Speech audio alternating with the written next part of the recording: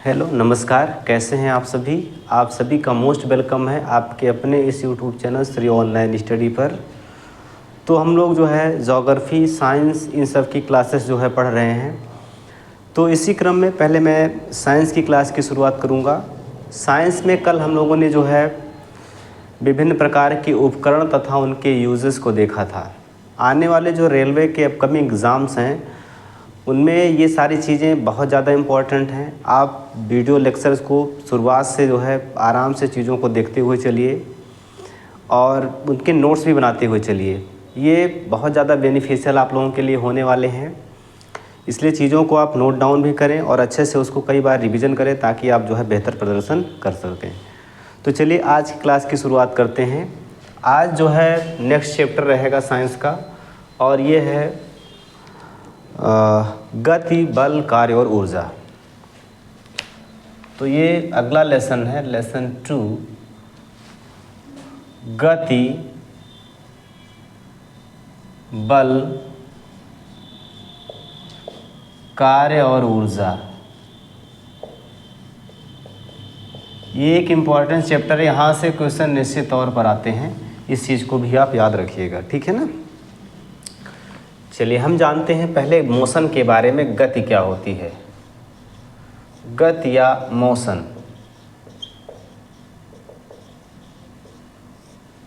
गति क्या है भाई, आप लोगों के दिमाग में कुछ इसके बारे में विचार है। गति का मतलब ये होता है कि जैसे मान लीजिए कोई वस्तु है और आप उसके स्थिति में परिवर्तन कर देते हैं, ठीक है।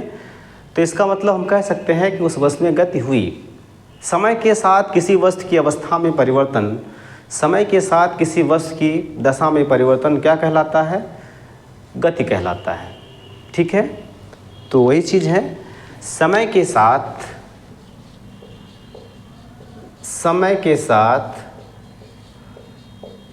किसी वस्तु की अवस्था में परिवर्तन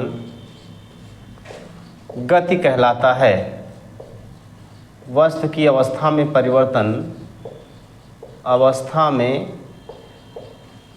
परिवर्तन क्या कहलाएगा, गति कहलाता है। क्लियर है। गति जो है ये कई प्रकार की होती है, ठीक। अगर हम इसके प्रकार की बात करें तो गति के प्रकार को अगर देखा जाएगा तो गति कई प्रकार की होती है ना भाई। कौन कौन सी गतियाँ। पहला है सरल रेखीय गति। सरल रेखीय या इसी को ऋजु रेखीय भी कहते हैं, ऋजु रेखीय गति।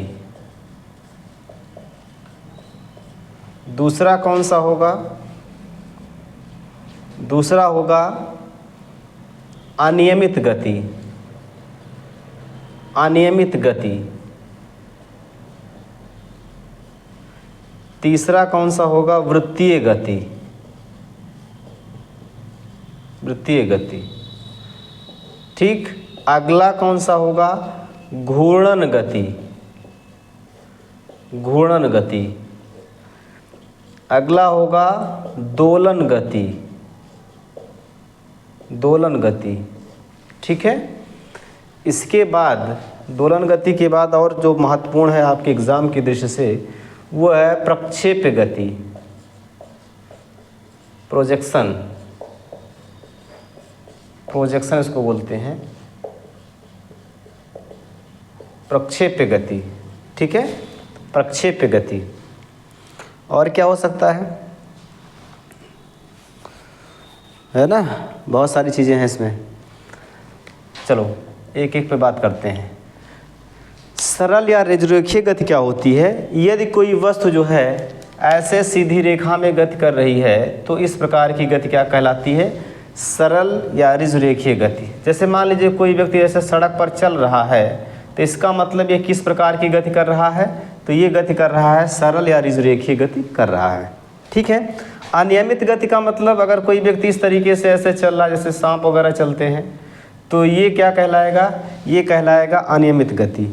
वृत्तीय गति क्या होती है, अगर कोई वस्तु ऐसे वृत्ताकार पथ की परिधि पर गति कर रहा है, ठीक है ना, तो इस प्रकार की गति क्या कहलाती है? इस प्रकार की गति कहलाती है वृत्तीय गति।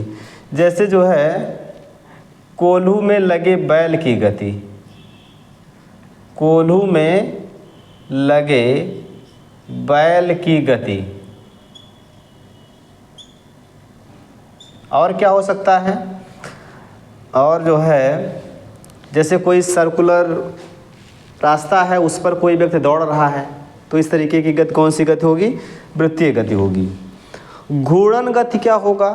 अगर कोई वस्तु अपने अक्ष पर घूम रही है, कोई वस्तु है, कोई गेंद वगैरह है, यह अपने अक्ष पर ऐसे रोटेट कर रही है, घूम रही है, तो इस प्रकार की गति कहलाती है घूर्णन गति, रोटेशन।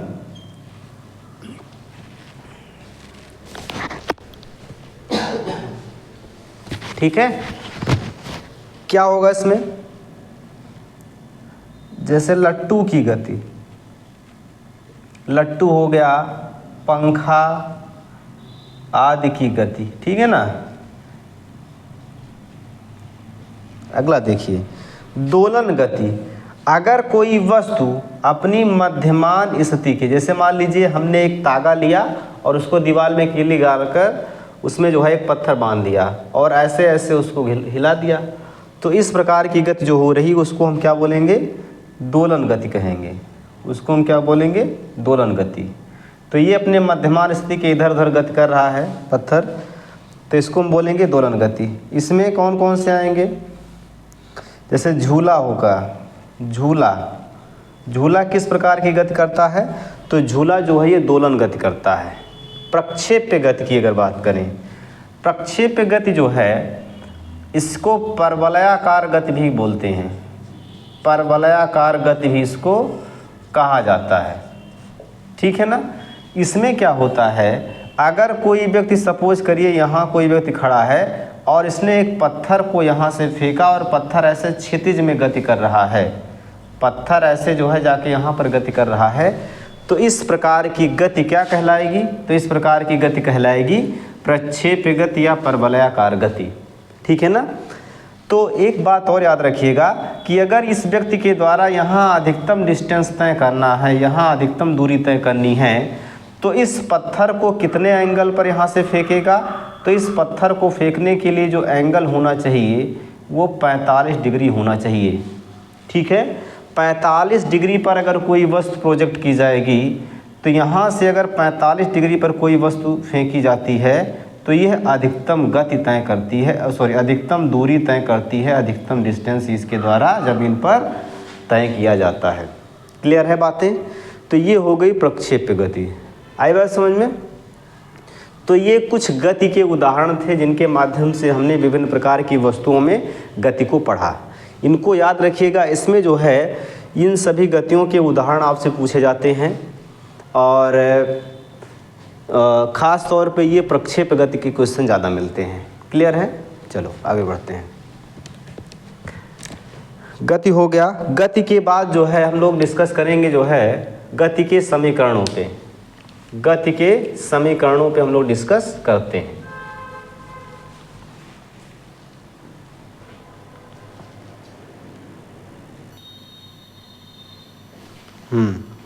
देखिएगा यहाँ पर गति के समीकरण, गति के समीकरणों को दिया किसने भाई? तो गति के समीकरणों को दिया है गैलीलियो ने। किसने दिया? गैलीलियो ने। गैलीलियो नामक वैज्ञानिक ने जो है गति के समीकरणों को दिया। गति के कितने समीकरण हैं? तो 3, मेनली 3 है। पहला समीकरण क्या है? v बराबर u प्लस a t, ठीक है। दूसरा क्या है? s बराबर u plus half a t square. तीसरा है v square is equal to u square plus 2as। ये 3 गति के समीकरण हैं। अब इसमें कौन कौन से वर्ड का क्या मतलब है? v का मतलब, पहले u देख लेते हैं। u वस्तु का प्रारंभिक वेग, गतिशील वस्तु का प्रारंभिक वेग, ठीक है। v वस्तु का अंतिम वेग, गतिशील वस्तु का अंतिम वेग। s क्या है, उसके द्वारा तय की गई विस्थापित दूरी, विस्थापित दूरी या विस्थापन। a क्या है, ये एक्सीलरेशन है, त्वरण है। t क्या है, ये टाइम है, समय है। क्लियर है बातें? और कोई बच रहा है? नहीं बच रहा है। ठीक है, तो ये जो है गति के 3 समीकरण हैं। इनका यूज़ जो है न्यूमेरिक क्वेश्चनों में किया जाता है, जो फिजिक्स में पूछे जाते हैं। चलिए आगे बढ़ते हैं। गति के बाद हम लोग डिस्कस करते हैं जो है, गति के बाद क्या आएगा, बल। गति के बाद बल।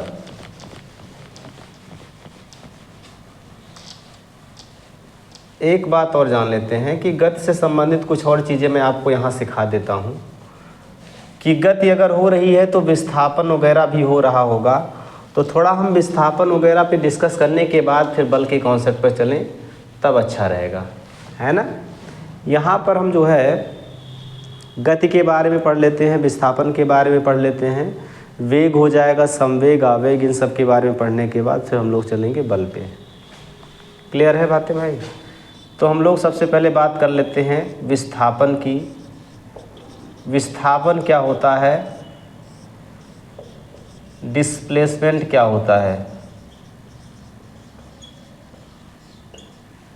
विस्थापन, ठीक है, विस्थापन से सीधा सीधा मतलब है किन्हीं दो बिंदुओं के बीच की न्यूनतम दूरी। जैसे सपोज करिए आपको एक बिंदु A है, B है और C है। तो अगर कोई व्यक्ति है ऐसे सीधे सड़क से जा रहा है तो A से B पर गया और B से C पर गया। क्लियर है ना। लेकिन अगर उसके पास वाहन नहीं है, वो सीधे सीधे जाना चाह रहा है, तो यहाँ A से जो है A से C पर भी वो जा सकता है, सीधे दौड़ते हुए खेत खलिहानों में से दौड़ता हुआ जा सकता है ना। तो ये जो आपने डिस्टेंस तय की, शॉर्टकट वाला तरीका जो अपनाया आप लोगों ने, इसी को हम बोलते हैं विस्थापन। इसी को हम क्या कहेंगे, इसी को हम कहेंगे विस्थापन। विस्थापन का सीधा सीधा मतलब हम ये कह सकते हैं कि दो बिंदुओं के बीच की न्यूनतम दूरी, दो बिंदुओं के बीच की न्यूनतम दूरी क्या कहलाती है, विस्थापन कहलाती है। दो बिंदुओं के बीच की न्यूनतम दूरी क्या बोलेंगे इसको, विस्थापन। न्यूनतम दूरी क्या होती है, विस्थापन होती है। क्लियर है भाई। विस्थापन जो होगा ना, यह विस्थापन धनात्मक भी होता है, विस्थापन कैसा होता है, पॉजिटिव भी होता है, विस्थापन ऋणात्मक भी होता है, नेगेटिव भी होता है, और विस्थापन जीरो भी होता है। इस चीज़ को भी जान रहिए, विस्थापन जो होता है ये शून्य भी होता है, विस्थापन जीरो भी होगा। क्लियर। अगर विस्थापन के आधार पर हम कार्य को देखें तो इसको जाने रहिए कि कार्य डिपेंड करता है। कार्य क्या होता है, किसी वस्तु पर बल लगाकर उसको विस्थापित करना कार्य कहलाता है। तो अगर विस्थापन पॉजिटिव, नेगेटिव और जीरो हो सकता है तो इसका मतलब कार्य भी जो है पॉजिटिव, नेगेटिव और जीरो हो सकता है। ठीक है ना, इस चीज़ को याद रखिएगा। अगर विस्थापन धनात्मक है तो कार्य भी, वर्क भी पॉजिटिव होगा। अगर विस्थापन ऋणात्मक है तो वर्क भी नेगेटिव होगा। ठीक है। अब आपके दिमाग में बहुत सारे सवाल बन रहे होंगे, मुझे पता है। और ऋणात्मक होगा, ठीक है। कार्य शून्य भी हो सकता है, ठीक है। तो अगर विस्थापन धनात्मक होगा, ऋणात्मक होगा, शून्य होगा, तो कार्य भी धनात्मक, ऋणात्मक और शून्य होगा।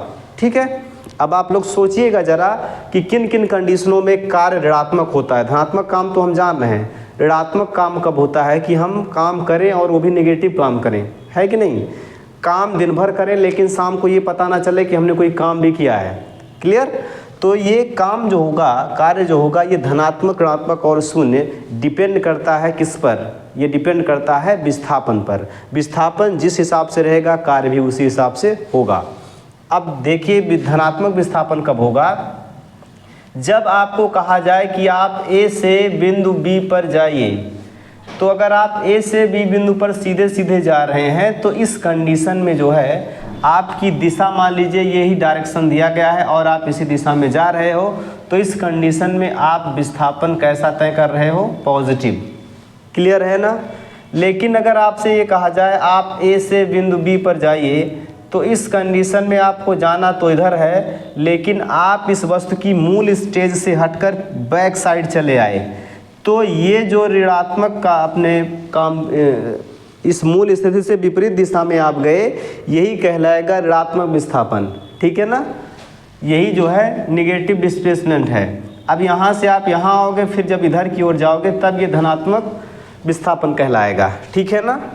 तीसरी कंडीशन ये शून्य वाली, आपको पॉइंट ए से पॉइंट बी पर जाना है, लेकिन आप यहाँ से यहाँ गए, यहाँ से यहाँ गए और फिर पॉइंट बी से पॉइंट ए पर चले आए, तो आप भैया जहाँ पर थे वहीं पर तो रह गए, जहाँ पर थे वहीं पर रह गए।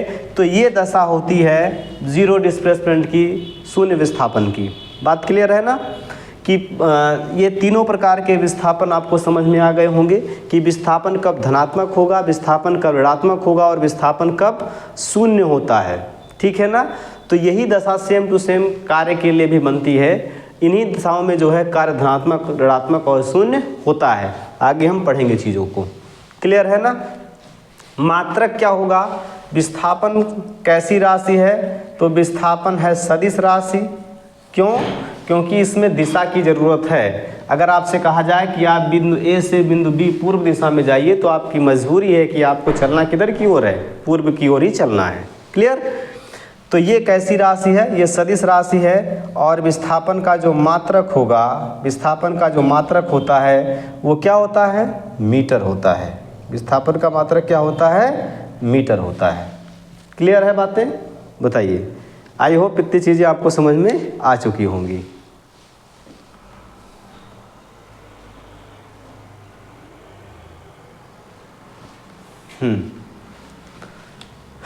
अब आपके दिमाग में एक क्वेश्चन और अराइज हो रहा होगा कि दूरी क्या है। तो दूरी थोड़ा सा देख लेते हैं, डिस्टेंस क्या होती है। तो यहाँ मैं बता दूँ आपको कि विस्थापन और दूरी में अंतर क्या होता है। मैंने शायद शुरुआत के वीडियो में ही बताया था आपको। तो दूरी जो होती है, दूरी हमेशा और हमेशा ये धनात्मक होती है।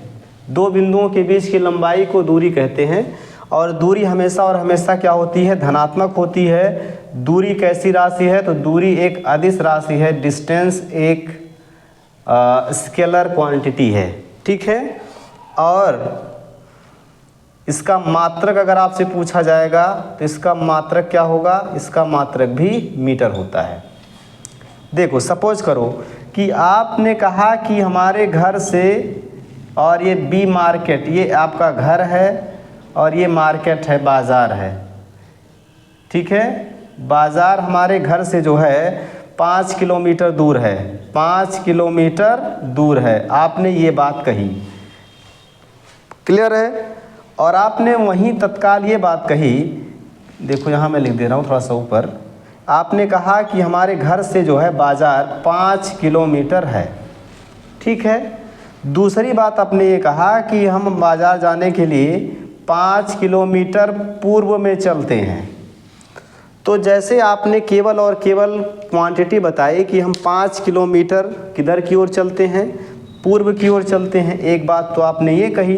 दूसरी बात आपने कही कि हम 5 किलोमीटर चलते हैं। तो ये 5 किलोमीटर जो है ये आप दूरी बता रहे हो, और ये 5 किलोमीटर जो पूर्व बता रहे हो ये विस्थापन आप बता रहे हो। क्लियर है भाई।